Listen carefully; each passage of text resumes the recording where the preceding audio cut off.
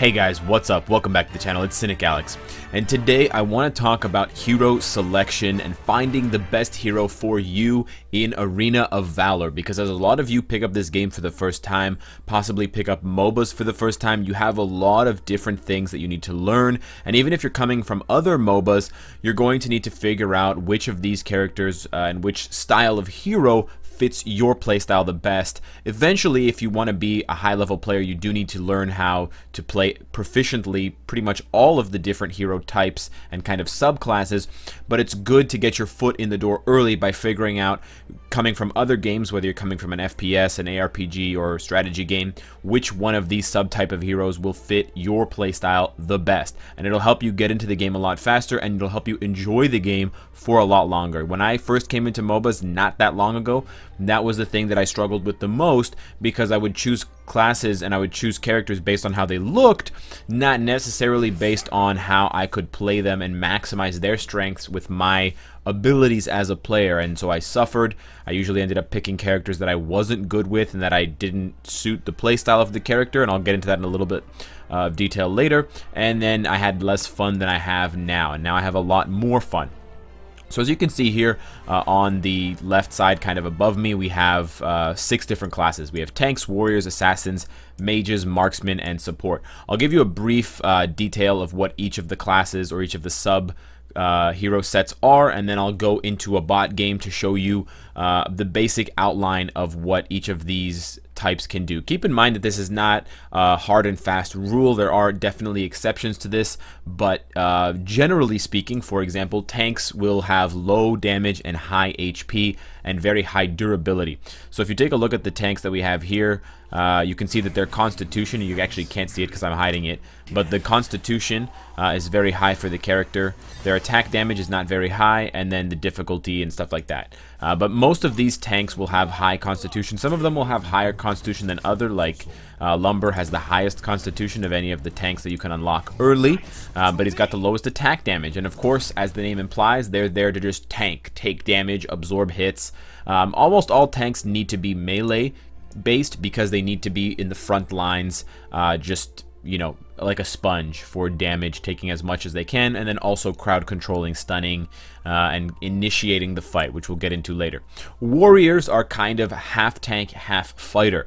They have some of the qualities of a tank, high defense, high HP, but they're not as strong defensively as most tanks are, and then they have, to counterbalance that, they have more offensive abilities, and they still have some of the crowd control, stunning abilities, and they should still also be in the front lines for the most part, and they should also initiate team fights. Initiate, you know, means jump in first.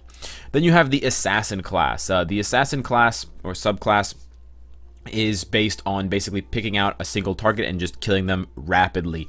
These will not have high HP. They'll have very low HP for the most part. There are definitely some exceptions like Zephys, but for the, you know, Butterfly is probably your typical assassin who has very low HP, very high damage. So she's just supposed to sneak around, jump in, snipe someone, kill someone very quickly, and then get out of there again.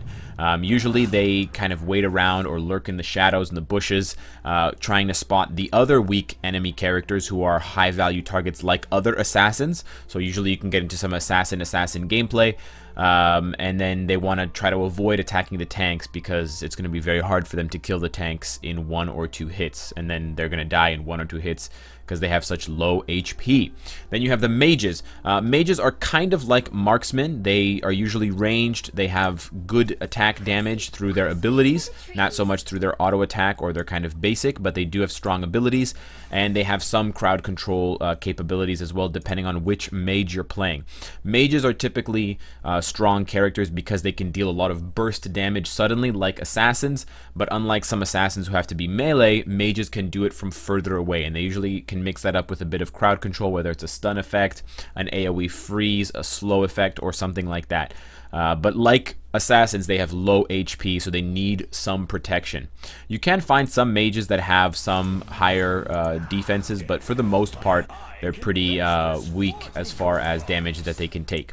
And then we have marksmen. Marksmen are kind of like assassins and kind of like mages. They're usually ranged characters because they're marksmen, obviously, and they just attack from far away. These are going to be better at attacking single targets and kind of bursting them down, but they are better at sustained damage than, you know, a mage or an assassin. So they might not deal as much burst damage, but they're going to deal better damage over time, whereas a mage just has their abilities and then they stop doing damage because their basic attack is usually pretty useless. The Marksman will rely on their basic attacks, which is just the regular auto attack, to deal the majority of their damage, and then their skills will deal, you know, bursts of damage, or will have some kind of crowd control effect or some kind of AoE effect. But Marksman will also have low HP and high attack to kind of counterbalance that, so they do need tanks and warriors to kind of back them up. Finally, we have the support class, which can kind of be a mixture of things. So you've already seen Maganga and Lumber as part of other classes, Lumber being also typed as a tank and Maganga also being typed as a mage. Support types essentially most often involve healing, but they can also have different effects where they stun the enemy, where they give the team a buff, like Alice. She gives a shield buff to the allies and gives them movement speed. So these are the characters that will literally support. They usually have low attack and low HP, so they're hard to play as kind of a one-on-one scenario. If you get cornered by another class like a marksman or a mage or an assassin, you're probably going to die. But a very skilled support character can be the difference between winning and losing because of how much they can influence the game both offensively and defensively. So the tank class with a character such as Mina is primarily going to be here for defensive purposes. She doesn't have a lot of damage output with her skills or her basic attack, but she does have ways of disrupting the enemy. Her first skill is just a basic attack, but her second skill, which I'm going to showcase in a minute here, has a pull effect. And so I tried to pull him, but I wasn't able to. But she also has a taunt effect that forces enemies to attack her, which kind of is the archetypal tank. You know, I'm going to take the hits for you, and you're going to do damage. So using her kind of combination of defensive abilities and her high HP, she can essentially just stand here and take hits and kind of disrupt the enemy's movements with different effects like a pull, like a stun, like a taunt, and allow the other characters like mages and marksmen and assassins to jump in and finish off the characters that the tank in this case is kind of busy fighting. Arthur, with my Catacombs special kind of Diablo Leoric skin, is a pretty good example of a prototypical warrior. He has some skills that deal damage to the mobs, which makes him able to kind of clear them out and do an offensive role, but he also has abilities like his ultimate, which is a stun that you saw there, where he can use his effects to crowd control and kind of maneuver to block certain characters or deny certain enemies from doing certain movements in the game in order to put his other teammates like his marksmen and mages and assassins in a better position to win. Unlike tanks, it's easier for, and it's, you know, usually common that warriors do get some kills, but they're definitely not going to be as offensively oriented as someone like an assassin, mage, or marksman. So if you like taking hits, but you don't necessarily like being a punching bag, then while a tank might not be good for you, a warrior may be a good kind of compromise. Warriors can definitely go and jungle. Some warriors are better at jungling than others, but primarily you do want to support other classes like marksmen, mages, and assassins to help them jungle, because they usually need it a little bit more than you, especially in the early game. You can see, especially when you start out, that it's a lot harder to kill a warrior or a tank at level 1 or 2 or 3 or 4 than it is to kill a mage or a marksman, because they're just very weak at that stage in the game, and they have such little base HP because their base stats are very low to compensate for how high their damage becomes in the late game. Assassins are kind of like the melee version of a mage, except for the fact that while they do deal a lot of burst damage, they typically don't use mana. They're usually more melee oriented than ranged oriented, so they do have that kind of big difference, but they do have low HP for the most part, but they do deal high burst damage for the most part, which makes them good at finishing off enemies. So they're not really good at starting the kill from the beginning, which a mage can do. A mage can take you from full health to no health. Assassins are not as good at that specifically, but they are better at, than most classes, finishing off opponents who are you know, at half health or less. A really good example of this, and kind of one of the most typical examples is Butterfly's ultimate. She teleports behind the enemy, and she does more damage to them, and she increases her damage reduction and her movement speed, and it also prioritizes the enemies with the lowest HP. And that combines with her passive, where when she gets a kill, it reduces it resets the cooldown on her skills. So if you have 2 or 3 opponents lined up kind of in the middle of a battle, distracted, and they're all low on HP, you could technically and theoretically go and use your ultimate ability, which is the teleporting damage, berserk mode, and kill all 3 of them. 1, 2, 3. And that's kind of what an assassin does.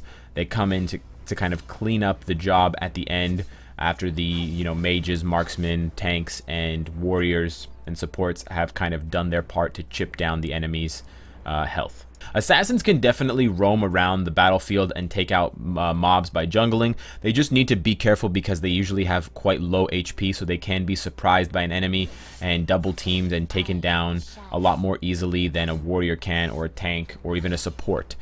So you need to be very careful when you play an assassin, and you need to be quite precise with your movements and your skills, because if you make more than a couple of mistakes at a time, you're probably going to be punished and killed by a marksman from far away, or a warrior who just has way more health than you and can tank your attacks. Or a combination of more than one opponent. Mages are probably one of the harder class of heroes to explain concisely, because they can do so many different things. You can have a mage who is very defensive and likes to crowd control with things like stuns and knockups, and then you can have very offensive mages who are basically glass cannons and just deal a whole bunch of damage quickly, but can be killed just as easily as they can kill.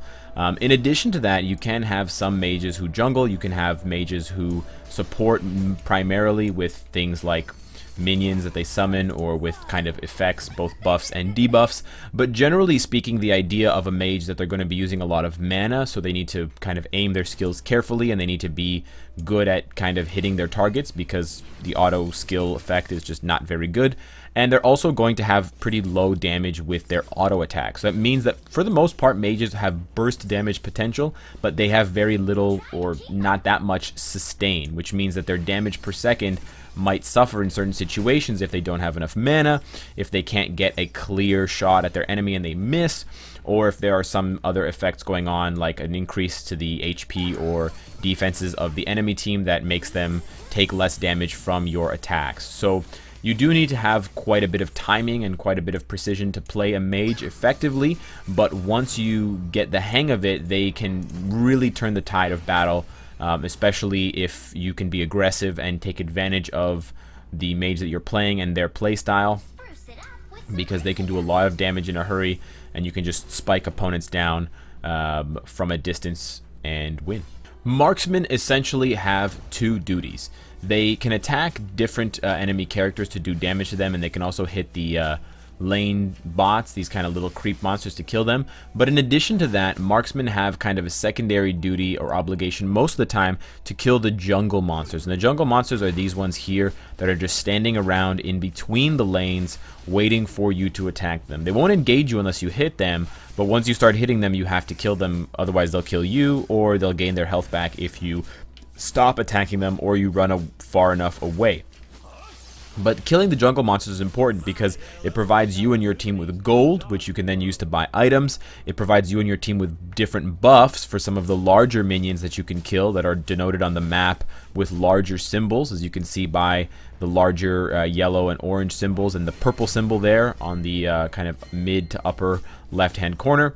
And killing these minions is really important to both your team's offense and defense, because what you can do in addition to killing those mobs and those monsters specifically for yourself and for your own gold is you can actually, if you can be quite aggressive, go into the enemy's jungle, because the map is kind of mirrored, and you can actually take away their jungle by killing their kind of special monsters, and that thus denies them gold, denies them experience, and then makes it harder for the enemy team to gather experience and get stronger. That's obviously an advanced tactic, but it's important to realize that whereas characters like tanks or warriors aren't as good at jungling, because the marksman usually has high attack speed, good damage to minions with their auto attack because they don't have to worry about mana or any other kind of sustain, because an auto attack is always free, and because they usually have higher attack at the end of the game when they can kind of burst down lots of jungle monsters very quickly. It makes them ideal candidates for this jungling kind of sub duty that is integral to winning. The final class, support,